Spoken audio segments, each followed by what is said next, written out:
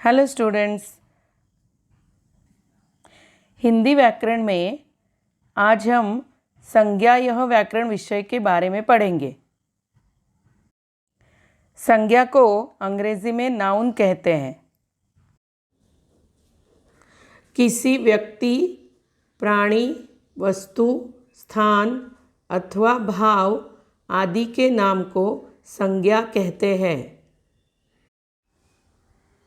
जैसे शाम, दिल्ली, आम, मिठास, झुंड, पानी आदि। संज्ञा के कुल मिलाकर 5 प्रकार होते हैं। पहला प्रकार व्यक्तिवाचक संज्ञा है, जिसे अंग्रेजी में हम प्रॉपर नाउन कहते हैं। दूसरा प्रकार जातिवाचक संज्ञा है, जिसे अंग्रेजी में हम कॉमन नाउन कहते हैं। तीसरा प्रकार भाववाचक संज्ञा है, जिसे अंग्रेजी में एब्स्ट्रैक्ट नाउन कहा जाता है। चौथा प्रकार समूहवाचक संज्ञा या जिसे हम समुदायवाचक भी कह सकते हैं, जिसे अंग्रेजी में कलेक्टिव नाउन कहा जाता है। और संज्ञा का 5वां प्रकार है द्रव्यवाचक संज्ञा, जिसे अंग्रेजी में हम मटेरियल नाउन भी कहते हैं। अभी हमने संज्ञा के 5 प्रकार कौन से हैं वो देखे। अभी हर एक प्रकार हम स्पष्ट रूप से देखते हैं। संज्ञा का पहला प्रकार है व्यक्तिवाचक संज्ञा, प्रॉपर नाउन। यह संज्ञा हमें किसी विशेष व्यक्ति, वस्तु का बोध कराती है, मतलब उसके बारे में जानकारी मिलती है। कोई विशेष व्यक्ति हो, वस्तु हो, उसके बारे में हमें समझ में आता है। इसके उदाहरण देखते हैं। उदाहरण है, देखिए, राम एक व्यक्ति का नाम है, हिमालय एक पर्वत का नाम है। मतलब हमने पर्वत को जब भी नाम दिया हिमालय, तो वो व्यक्तिवाचक संज्ञा में गिना जाएगा। इसीलिए यहाँ पर राम और हिमालय व्यक्तिवाचक संज्ञा है, क्योंकि राम भी एक व्यक्ति को नाम दिया गया है, इसलिए हम इसे व्यक्तिवाचक संज्ञा में गिनेंगे। जैसे अन्य उदाहरण देखिए, यहाँ पर दिखाई दे रहे हमें। रामायण महान ग्रंथ है।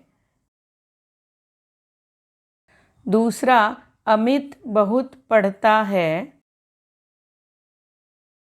तीसरा, भारत एक देश है। चौथा, दिशान साइकिल चलाता है। पांचवा, गंगा बड़ी नदी है। और एक देखते हैं, महात्मा गांधी बड़े नेता है। इन सारे उदाहरणों में देखने पर पता चलता है कि ग्रंथ का नाम दिया गया है, जैसे रामायण। अमित एक लड़के का नाम है। देश भारत। दिशान एक लड़के का नाम है। नदी का नाम गंगा है। नेता का नाम महात्मा गांधी है। इन सारे उदाहरणों से यही समझ में आता है कि सबके नाम दिए गए हैं।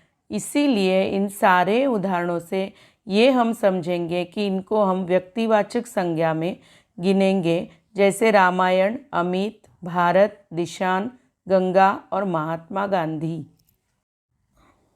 अभी दूसरा प्रकार देखते हैं, जातिवाचक संज्ञा, कॉमन नाउन। जो शब्द किसी जाति का बोध कराता है उसे जातिवाचक संज्ञा कहते हैं। मतलब कोई एक जाति जिसको कोई पर्सनल नाम या विशेष नाम दिया नहीं है, उसे हम जातिवाचक संज्ञा में गिनेंगे।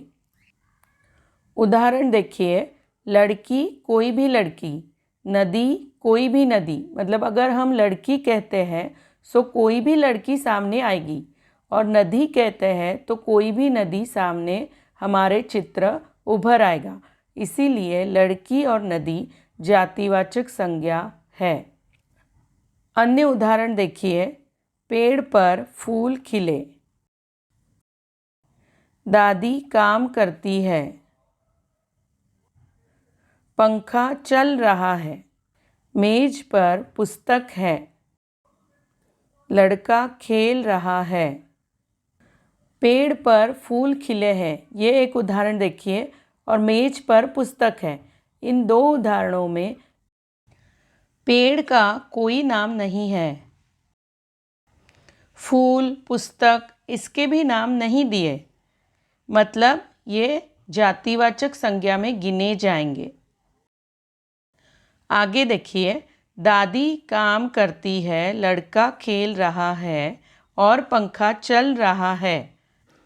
दादी काम करती है, इसमें भी दादी का नाम नहीं है।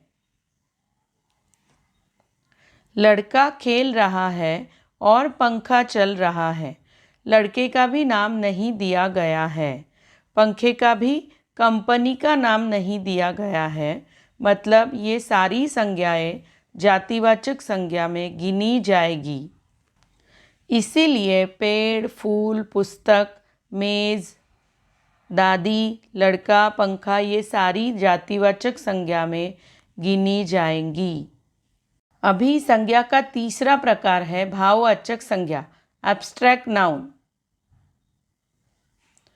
जो शब्द पदार्थ की अवस्था, गुण, दोष, दशा बताता है उसे हम भाववाचक संज्ञा कहते हैं।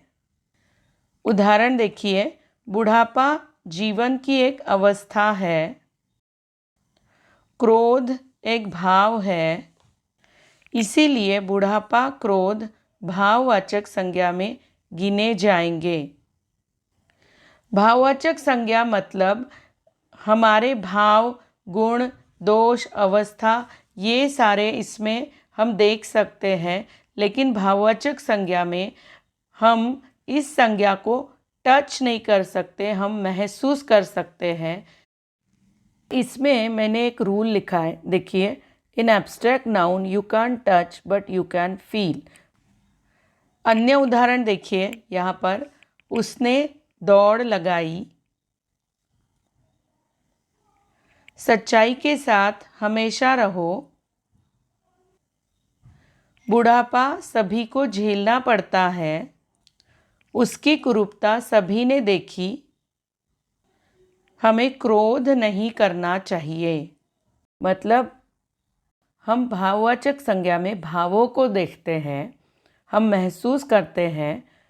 भाववाचक संज्ञा में भावों को देखा जाता है। जैसे यहाँ पर देखिए, बुढ़ापा, क्रोध, सच्चाई, कुरूपता, ये सारे शब्दों से यह पता चलता है कि इन्हें हम महसूस कर सकते हैं, टच नहीं कर सकते। इसीलिए ये सारी संज्ञाएं भाववाचक संज्ञा में गिनी जाएगी। अभी संज्ञा का चौथा प्रकार देखते हैं, समूहवाचक संज्ञा, कलेक्टिव नाउन। जिन संज्ञा शब्दों से किसी भी व्यक्ति, वस्तु के समूह का बोध होता है उसे समूहवाचक संज्ञा कहते हैं। जैसे भीड़, कक्षा, सेना, टुकड़ी, दल, गुच्छा आदि।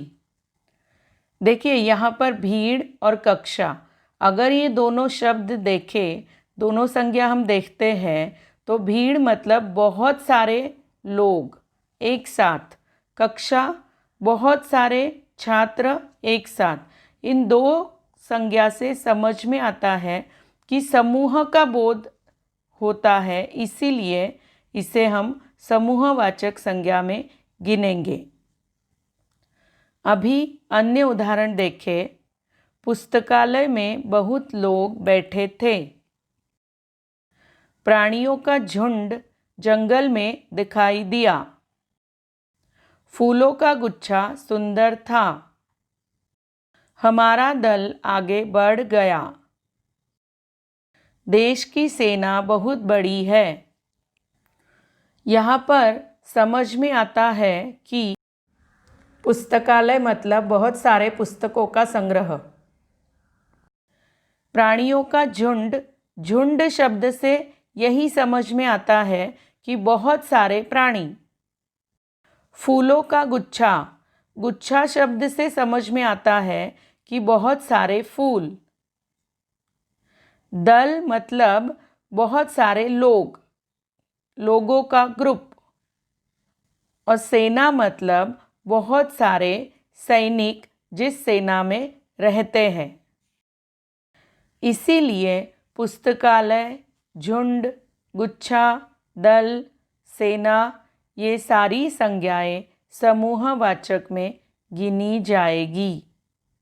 और संज्ञा का 5वां प्रकार है द्रव्यवाचक संज्ञा, जिसे हम मटेरियल नाउन भी कहते हैं। जो शब्द किसी ठोस, तरल पदार्थ, धातु या द्रव्य का बोध कराते हैं वे द्रव्यवाचक संज्ञा में गिने जाएंगे।